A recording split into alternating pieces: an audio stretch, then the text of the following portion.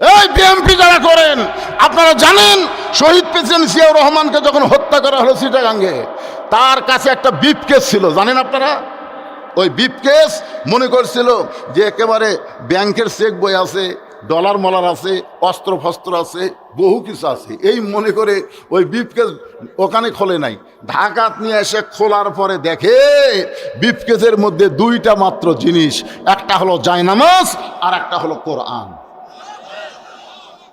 ধর্ম নিরপেক্ষ সংবিধান ছিল। শহীদ প্রেসিডেন্ট জিয়াউর রহমান বিসমিল্লাহির রহিম দিয়ে শুরু করলো, জোরে কোন কথা ঠিক কিনা? আর ইসলামের মূল মন্ত্র কি ভাইজান? সেই বিএমপি রে, আল্লাহর ওলি রে। আরাফার ময়দানে গেলে দেখা যায় শহীদ প্রেসিডেন্ট জিয়াউর রহমান কত বড় আল্লাহর ওলি। ওখানে যারা গেছে তারা নিজের চোখে দেখেছে। নিমের গাছের তলে যখন বসলাম, কিছুক্ষণ পরে একটা বাতাস উঠলো, বুঝলেন? মনেই হচ্ছে না দুনিয়ার বাতাস, মনে হয় নিমের গাছের পাতা দিয়ে আল্লাহ জান্নাতের বাতাস হাজিদের গায়ে দিচ্ছে। গাছের দিকে দেখলাম সাজারাতুল জিয়া, গাছের নাম হলো জিয়া গাছ। জিয়া গাছ, জিয়া টিরি। চিন্তা করছেন বিএমপি করেন ভাইজান? আপনারা তো ভালো মানুষ রে। আপনাকে বেগম জিয়ার জানাজাত কত লোক হলো, আর কত নেতা মূর্তিছে, কুত্তেও যায় না, কথা কয় না। তো এই জন্যে আওয়ামী লীগ বাদ দিয়ে, ওর কথা বাদ দিয়ে বিএমপি, জামাত, তাবলিগ, পিউর মুরিদি, হাত পাকাট, রে পাকাই হোক, সব মিলে কোরআনের পক্ষে একটা স্লোগান ডাঁটের দেওয়া লাগবে। জনগণ যেন বুঝবার পারে হুজুর একলা নাই, হুজুরের সামনে হাজারো আল্লাহর বান্দারা আছে, এটা যেন বুঝবার পারে। গলা খাঁকারে দেন আল কোরআনের আলো, কোরআন হাদিস যেখানে, দুনিয়ার মুসলমান লিল্লাহে তাকবীর। মেয়েটা বলতেছে আমির আল মুমিনিন হোসেন কি তিনটা প্রশ্ন করবে আমি জানি না, তবে আমার ঈমান বলতেছে আমি না পারলেও আমার আল্লাহ পারাবে। ওমর ফারুক এক দৌড়ে চলে আইছে হযরত আলীর বাড়িতে। আলী বলতেছে কিছুক্ষণ আগে কানতে কানতে চলে গেলেন, আবার ফেরত আসলেন কেন? ওমর ফারুক বলতেছে তারিখ করবার আছি, তারিখ। হোসেন বলে কিসের তারিখ? ওমর ফারুক বললেন বিয়ার তারিখ না, তুমি যে তিনটা প্রশ্ন করবা সেই প্রশ্নের উত্তর দিবার পারবে কি পারবে না তারই তারিখ। আলী বলতেছে যেই প্রশ্ন আপনিও শোনেন নাই আমিও জানি না, সেই প্রশ্নের উত্তর মেয়েটা কেমনে দিবে? ওমর ফারুক বলে আলী রে, ইমানের বলে বলিয়ান হয়ে যখন কোনো মানুষ কথা বলে, ওই মানুষ তখন একলা থাকে না, ওই মানুষের সঙ্গে ইমানের মালিক আল্লাহ থাকে। আমাদের ভিতরে ইমান আছে না নাই?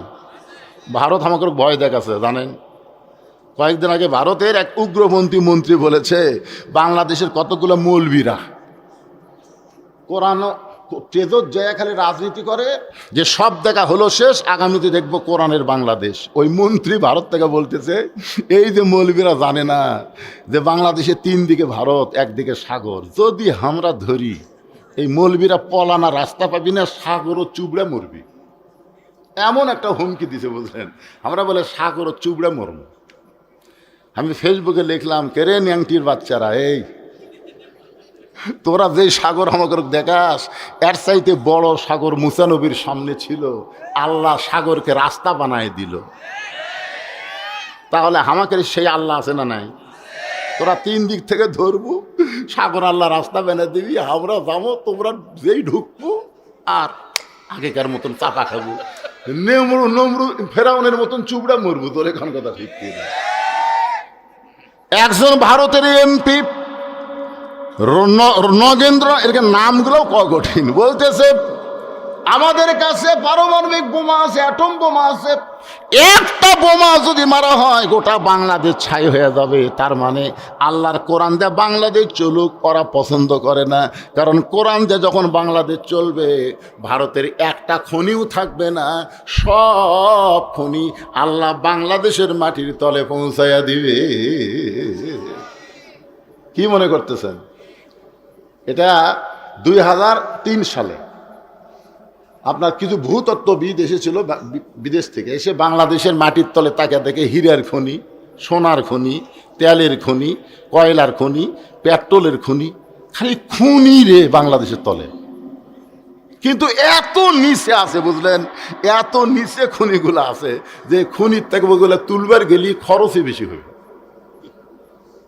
কিন্তু আল্লাহ কোরআনে বলেছেন ফালিয়াবুদু রাব্ব হাযাল বাইত আল্লাযী আত'আমাহুম মিন জু'ইন ওয়া আমানাহুম মিন খাউফ। তোমরা ওই ঘরের মালিকের যখন গোলামি করবা তোমাদের রিজিকের কোনো পেরেশানি থাকবে না। ওই খনিগুলো আল্লাহ নিচের থেকে উপরে তুলে দিবার পারে না। ওয়া আমানাহুম মিন খাউফ।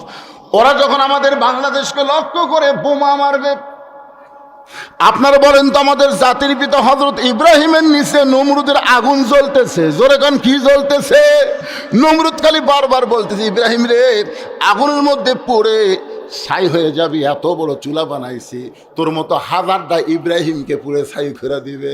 আল্লাহ বলতেছে কুলনা ইয়া নারু কুনি বারদাও ওয়া সালামান আলা ইব্রাহিম। ওগো ইব্রাহিম, নমরুদ আগুনের চুলা জ্বলাবার পারে, কিন্তু পুরানোর ক্ষমতা নমরুদের হাতে নাই। পুরানোর ক্ষমতা কার হাতে? তাহলে ভারত যখন বাংলাদেশকে নষ্ট করার জন্য, ধ্বংস করার জন্য বোমা মারবে, এই বোমা মনে করেন আপনাদের মন্দির পুকুর এলাকাত পড়লো, মনে করেন আপনাকে এই এলাকাতে একটা বোমা পড়লো, বোমা পড়ে আল্লাহ বলতেছে আল্লাহ আমি বোমা কি ফুটবো না ফুটবো না? যেরকম নমরুদের আগুনের চুলা বলছিল জ্বলবো না জ্বলবো না, আল্লাহ গায়ে শান্তিদায়ক হয়ে যায়। তো বোমাও বলবে আল্লাহ ফুটবো কি ফুটবো না। আল্লাহ বলতেছে ফুটিস না। এখন বলেন আল্লাহ যদি বোমাকে ফুটবার নিষেধ করে, বোমা ফুটবে? ও আমানাহুম মিন খাউফ। খুব খেয়াল করে দেখেন, বোমা ফুটতেছে না। তখন বোমা বলতেছে আল্লাহ তুমি নমরুদের চুলাকে শান্তির বাগান বানিয়ে দিছে, তো আমাকে বোমা অন্য কিছু বানিয়ে দাও। তখন আল্লাহ বলতেছে বাংলাদেশের ছেলেপেলে তরমুজ খুব পছন্দ করে, যা আমি আল্লাহ ঘোষণা করলাম তুই 27 টন ওজনের বোমা তরমুজ হয়ে যা। 27 টন ওজনের বোমা তরমুজ হয়ে পড়ে আছে ভাই। এই এলাকার ছেলেপেলে তো আপনাকে কম দুষ্ট নয়, কেরে ওটা কি পড়ে আছে রে? ছেলেপেলে কিন্তু সাহস বেশি, আস্তে আস্তে হাত দা থেকে কেরে তরমুজ, বাড়ির থেকে বটি দাও কুড়াল ধার আছে কাটিয়া যখন তরমুজ খাচ্ছে, ওরা দূর থেকে দূরবীন যন্ত্রতে দেখতেছে কেরে আমাকে বোমা যে মন্দির পুকুর পড়লো, বোমার খবর কি? ওরা দেখতেছে কাটিয়া খায়, হাসতেছেন। আমাকে সে আল্লাহ আছে না? এ ধরে কেন আছে না নাই? আমরা শুধু কোরআন হাতে নিব, আল্লাহ গোটা পৃথিবী আমাদেরকে দিয়ে দিবে। ধরে কোন কথা ঠিক না? দেওয়ার মালিককে। এই জন্য যেই কোরআন থেকে আলোচনা শুনতেছেন আল্লাহর বান্দার একটু মনোযোগ দিয়ে শুনবেন।